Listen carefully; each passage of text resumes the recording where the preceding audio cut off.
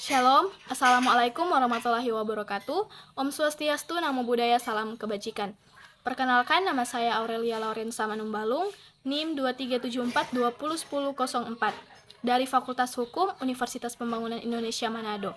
Di video kali ini saya akan menjelaskan mengenai korupsi, jenis-jenis korupsi, bahkan dampak dan juga strategi untuk memberantasan korupsi.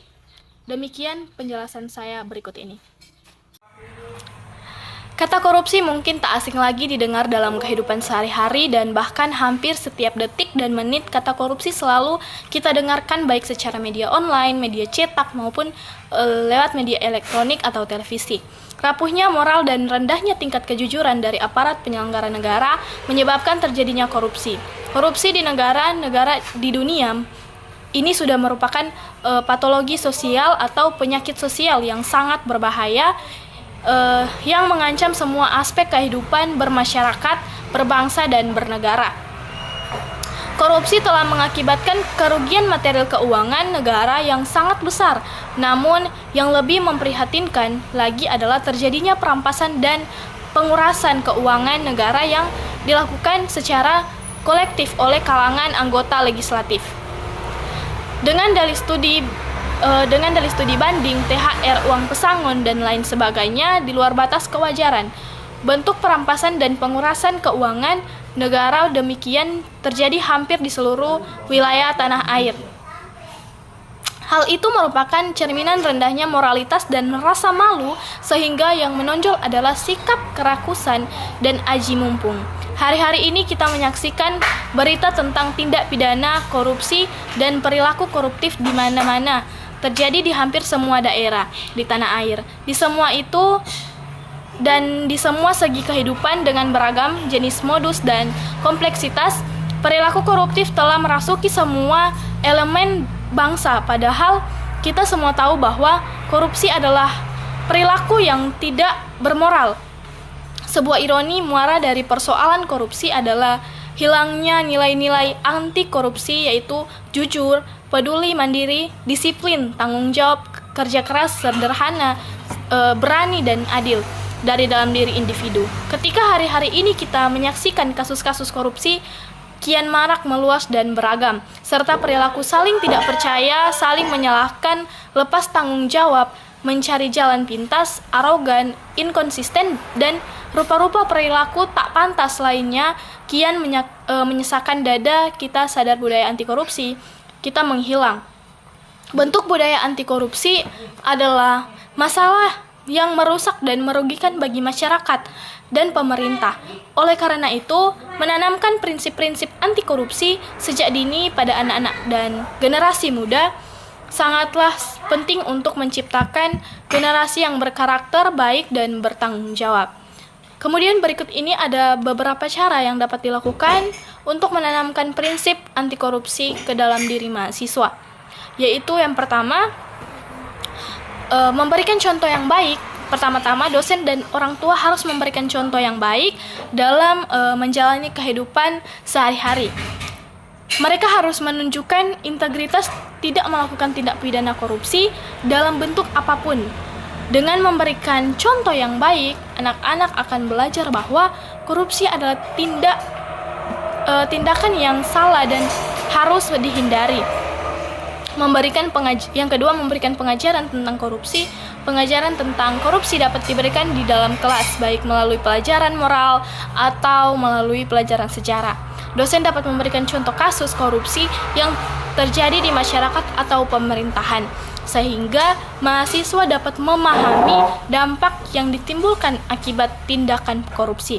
Yang ketiga yaitu mendorong partisipasi aktif mahasiswa dalam kegiatan sosial, mendorong mahasiswa untuk berpartisipasi dalam kegiatan sosial seperti kegiatan amal, aksi sosial, atau program relawan dapat membantu mereka memahami arti penting dari bertindak dengan integritas dan membantu masyarakat. Dengan menjadi bagian dari kegiatan sosial, mahasiswa dapat mempelajari nilai-nilai kejujuran, keadilan, dan solidaritas. Yang keempat yaitu menggunakan teknologi. Nah, teknologi dapat menjadi alat efektif untuk menanamkan prinsip anti korupsi pada mahasiswa. Misalnya, menggunakan video animasi, game interaktif atau media online yang menarik untuk mengajarkan nilai-nilai integritas dan anti korupsi. Nah, kemudian dalam korupsi mempunyai dampak, yaitu bisa dilihat dari mahalnya harga jasa dan pelayanan publik. Masyarakat yang semakin miskin atau terbatasnya fasilitas pendidikan dan kesehatan, perkembangan ekonomi mandek dan berbagai rencana pembangunan terhambat akibat dari korupsi. Ciri-ciri korupsi yaitu sebagai berikut. Pertama, suatu pengkhianatan terhadap kepercayaan. Seseorang yang diberikan amanah seperti seorang pemimpin yang menyalahgunakan wewenangnya untuk kepentingan pribadi, golongan, atau kelompoknya. Yang kedua yaitu penipuan terhadap badan pemerintah, lembaga swasta, atau masyarakat umumnya. Usaha untuk memperoleh keuntungan dengan mengatasnamakan suatu lembaga tertentu, seperti penipuan memperoleh hadiah undian dari suatu perusahaan, padahal perusahaan yang sesungguhnya tidak menyelenggarakan akan undian. Dengan yang ketiga yaitu dengan sengaja melalaikan kepentingan umum untuk kepentingan khusus. Contohnya, mengalihkan anggaran keuangan yang semestinya untuk kegiatan sosial ternyata digunakan untuk kegiatan kampanye partai politik. Nah, yang keempat yaitu dilakukan dengan rahasia, kecuali dalam keadaan di mana orang-orang yang berkuasa atau bawahannya menganggapnya tidak perlu.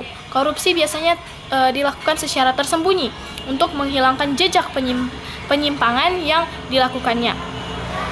Yang kelima yaitu melibatkan lebih dari satu orang atau pihak. Beberapa jenis korupsi melibatkan adanya pemberi dan penerima.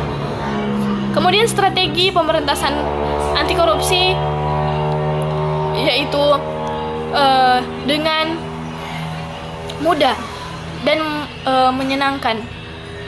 Mengelompokkan strategi pemberantasan korupsi tersebut yaitu yang pertama, strategi represif. Strategi ini adalah strategi penindakan tindak pidana korupsi di mana seseorang diadukan, diselidiki, disidik, dituntut, dan dieksekusi berdasarkan saksi-saksi dan alat yang kuat.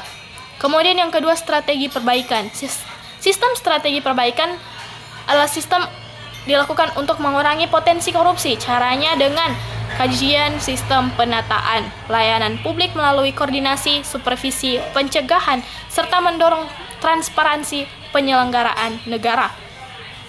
Yang ketiga yaitu strategi edukasi dan kampanye. Strategi ini merupakan bagian dari upaya pencegahan yang memiliki peran strategis dalam pemberantasan korupsi.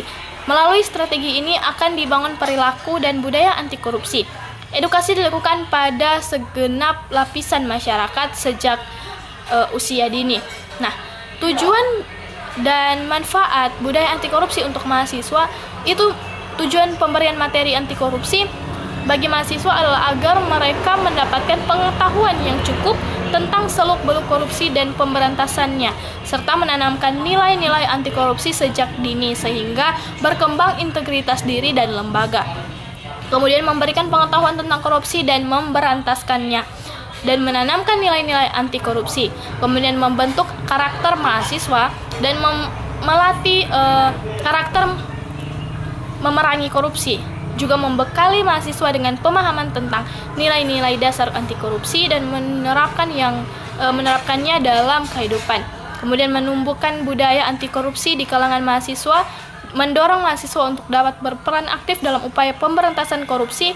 Dan manfaat budaya anti korupsi yaitu membentuk karakter anti korupsi, dapat membantu mahasiswa memahami nilai-nilai etika dan moral, juga membedakan antara tindakan yang bermoral dan korup, dan menanamkan moral dan nilai-nilai kejujuran. Budaya anti korupsi juga dapat membantu mahasiswa mengembangkan sifat kejujuran, keadilan, dan rasa tanggung jawab. Kemudian menjadi agen perubahan. Budaya anti korupsi dapat membantu mahasiswa menjadi agen perubahan dan penggerak untuk anti korupsi di masyarakat. Mahasiswa dapat mengambil peran upaya pemberantasan korupsi dengan cara yang santun, berbudi, bermoral, dan bertanggung jawab. Nah, Dari penjelasan ini, saran saya yaitu mahasiswa dapat melakukan peran preventif terhadap korupsi dengan membantu masyarakat dalam mewujudkan ketentuan dan peraturan yang adil dan berpihak pada rakyat banyak. Demikian untuk penjelasan saya kali ini mengenai korupsi. Semoga bermanfaat. Terima kasih dan shalom. Assalamualaikum warahmatullahi wabarakatuh.